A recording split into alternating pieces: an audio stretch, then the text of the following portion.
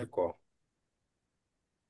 Voilà, donc je disais que il est important pour la suite que vous ayez des capacités techniques à comprendre le plan de présentation qu'on appelle IMRAT et également son architecture. Donc, quand on dit IMRAT, c'est un format. Et IMRAT comme introduction, matériel et méthode, résultat, discussion. Et parfois, on ajoute la conclusion. Donc, c'est un plan typique de la recherche scientifique. Donc, il faudra adopter aussi bien dans votre article, mais également dans vos présentations qui vont venir.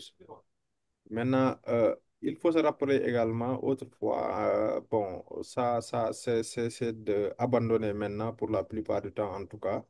Autrefois, quand on parlait d'introduction, on le divisait en deux chapitres. Au premier chapitre, on parlait de la problématique, on posait une hypothèse si elle existe, le cadre conceptuel. Ensuite, on posait les limites et également les points positifs de l'étude avant de passer à un second chapitre qui faisait la revue littérature et également une synthèse.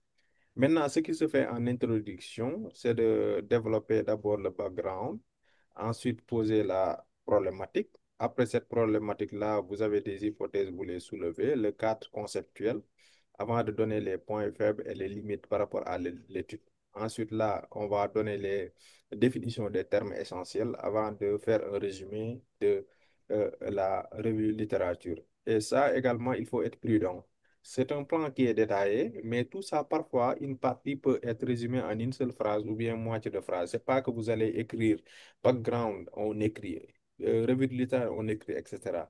Mais c'est à prendre avec vraiment précaution pour éviter de divaguer. Maintenant, quand on parle également de méthodologie, il y a ce qui se faisait autrefois et la méthodologie d'autrefois correspondait à troisième chapitre au troisième chapitre de votre étude. Et là, il s'agissait d'abord de faire ce qu'on appelle la study design. Donc, on parlait du design de l'étude, ensuite de l'échantillonnage, des équipements qui sont utilisés, comment sont analysées les données, la procédure et parler de l'évaluation statistique. Maintenant, ce qui se fait en termes de matériel, méthodologie, on parle de matériel et méthode. D'abord, c'est le study design, donc comment on a conçu l'étude. Ensuite, vous allez parler des sujets qui vont participer, c'est-à-dire la population d'études. Quels sont les outils qui sont utilisés dans l'analyse? Ensuite, comment sont générées les données, les outils statistiques. Même si vous l'avez, vous pouvez parler des considérations éthiques avant de terminer avec tout ce qui est test de performance et de qualité.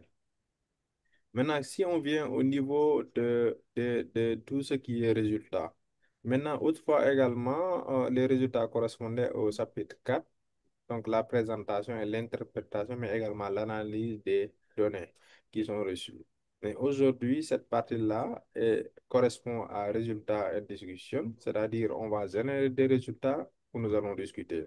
Dans certaines situations, par exemple dans les cas de mémoire, etc., on peut vous donner l'opportunité de donner des résultats et en même temps de discuter. Mais dans d'autres situations, on va séparer les deux. Vous allez donner les résultats et ensuite discuter. Donc ça également, c'est important. Et enfin, la conclusion. La conclusion n'a pas changé. Donc vous allez faire une, un résumé de ce que vous avez trouvé comme résultat, les conclusions annoncées, mais également émettre des recommandations. Donc ça n'a pas beaucoup changé. Maintenant, pour les références également, c'est important et on aura un chapitre sur les références. Qu'est-ce qui va être utilisé comme référence et quel est l'objectif des références? Les références, il y a des écoles de référence. Par exemple, vous allez entendre parler de références Vancouver, vous allez entendre parler de références API, références, etc., de l'école américaine, telle. Il y a différents types de références. C'est seulement comment on formule les références qui est important à retenir. Et nous, on va utiliser le référencement Vancouver ou bien APA. Maintenant, rapidement, dans chaque section, maintenant, qu'est-ce qui est entendu? Maintenant, pour le plan Imrat, comme je l'ai dit tout à l'heure, pour l'introduction, on vous attend sur certaines questions et une question qui est principale. Donc, où est-ce que vous allez commencer? Quand vous allez faire votre introduction dans le document que vous allez écrire, il faut d'abord parler du background de votre étude. Le pourquoi votre étude il est important. Aujourd'hui, un Léo qui parle de SRP2, pourquoi il étudie la SRP2? Quelqu'un comme Djibo qui va parler de drug résistance, pourquoi il va parler de drug résistance? Donc, un peu de l'historique par rapport à ça. Et ensuite, vous allez un peu discuter la problématique. Donc, le phénomène, il est là. Quel est maintenant le phénomène qui a été observé? Quelle est la problématique qui me pousse à faire mon étude? Maintenant, après ça, maintenant, quelle est la pertinence de l'étude? Pourquoi je ne me suis pas limité à ce qui existe déjà? Donc, c'est là que vous allez montrer maintenant les limites des études qui sont déjà conduites. Par exemple, quelqu'un peut venir étudier le phénomène à Tamba, or que l'important c'est de l'étudier dans une autre localité, ou bien quelqu'un vient faire l'étude en utilisant un échantillonnage qui est très faible. Donc là également, c'est important. Maintenant, quand vous allez parler également de la problématique, c'est le but de l'étude qui doit sortir. Et ensuite, vous allez émettre des hypothèses par rapport à ça.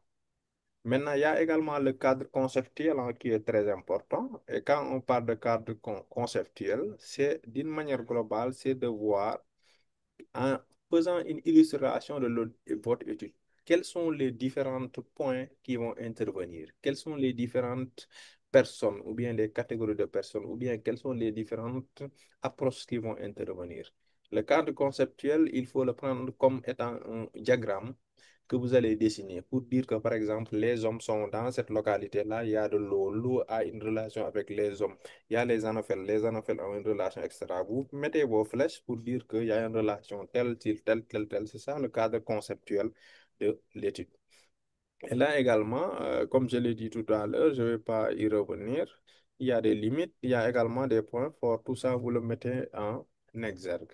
La définition également des termes est importante. Quand vous étudiez, par exemple, la délétion, dans le début de votre élection, chaque individu qui vient lire l'article ou bien votre mémoire doit comprendre c'est quoi la délétion. Donc, vous ne pouvez pas faire une étude sans pour autant expliquer les termes qui sont importants. Et enfin, faire un review de la littérature qui permet de résumer un peu une approche synthétique et thématique de ce que vous êtes en train de présenter.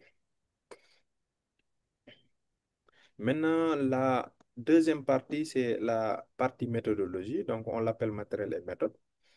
Ici également, c'est le study design qu'on doit mettre en place, c'est-à-dire quel type d'étude je vais faire, où est-ce que je vais le faire, comment je vais le faire, etc., etc. Ensuite, décrire la population d'études. Quand on dit décrire la population d'études, c'est de dire que je vais travailler avec des hommes, des femmes, des enfants, des vieillards, des femmes enceintes, etc., etc. Et dire également quelles sont les caractéristiques. C'est des hommes, c'est des femmes, ils sont mariés, ils ne sont pas mariés. Et préciser également dans quelle période, quelle est la durée de lutte, etc. Donc ça, c'est important. Maintenant, les instruments, c'est l'ensemble des équipements ou bien des matériels qui sont utilisés dans le cadre de l'étude. Aujourd'hui, quand vous faites une étude de Paris, vous allez peut-être utiliser une lame, vous allez utiliser un diagnostic microscopique, des TRR, des papiers filtres pour collecter du sang, etc. Tout ça, ça doit apparaître dans la partie méthodologie. Quand vous devez extraire, vous devez décrire l'extraction. Quand vous devez faire la PET-PCR, vous devez décrire la PET-PCR, etc., etc. Donc, quand vous allez terminer la partie méthodologie, donc qui va vous montrer l'ensemble, les différentes étapes de l'étude, vous devez passer maintenant à la partie, la dernière partie, je dirais, c'est la partie de résultats et discussion. Maintenant, qu'est-ce qu'on a trouvé? C'est cette question-là qu'on va répondre. Maintenant, ce qu'on a trouvé également, qu'est-ce que ça signifie? Donc, c'est les deux questions qui sont essentielles en ce sens-là.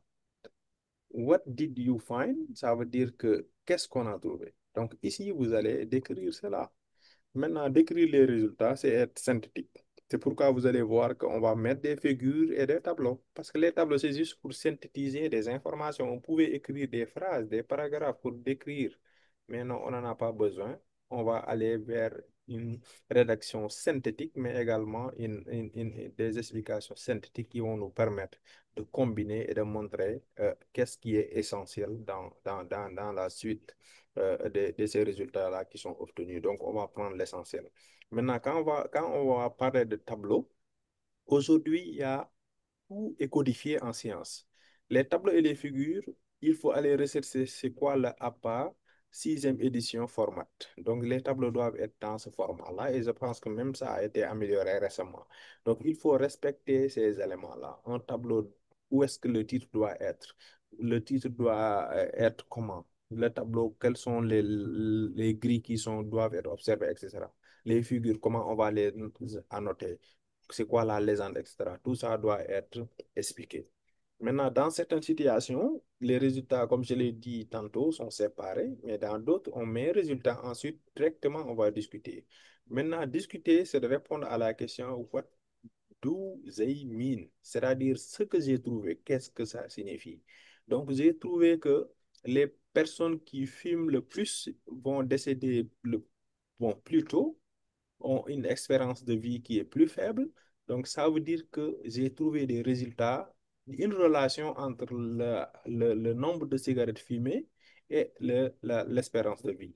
Donc, ce que j'ai trouvé là, qu'est-ce que ça signifie? Maintenant, je vais essayer de le discuter, c'est-à-dire de l'expliquer, mais dans cette discussion-là, je dois argumenter. Et l'argument en science, c'est de donner des références. Les références, ça veut dire que la phrase que je viens de dire, ce que je viens d'affirmer, une autre personne l'a montré ailleurs. Donc, c'est ça que je vais montrer et ce sera l'objet de mes résultats.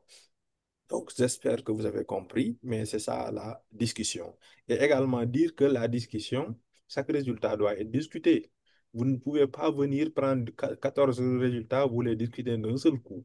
Dans les résultats, quand vous dites que dans votre population d'études, vous avez trouvé une tranche dans moyenne qui était de 14 euh, années en moyenne, comme âge de la population, vous devez donner des références par rapport à ça en comparant ces résultats-là avec quelque chose d'autre qui existe et également expliquer pourquoi 14, pourquoi c'est pas 45 ans.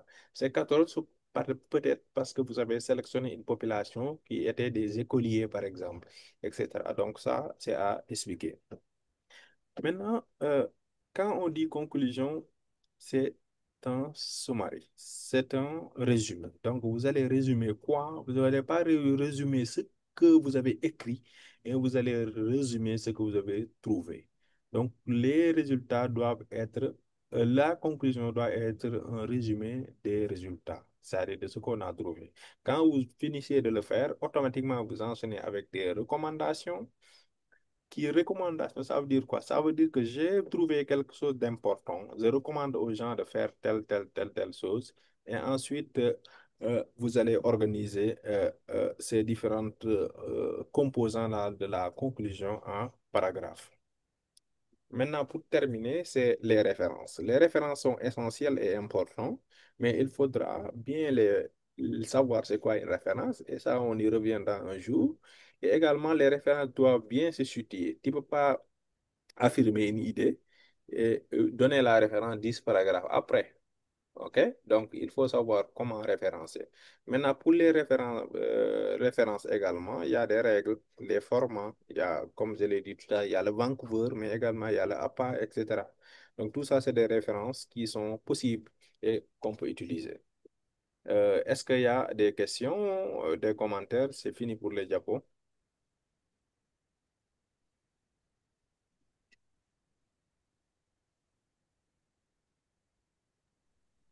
Je n'entends pas si vous êtes en train de parler. Non, il n'y a pas de question. C'est bon. Oui, En pour tout l'instant. c'était tout, hein, comme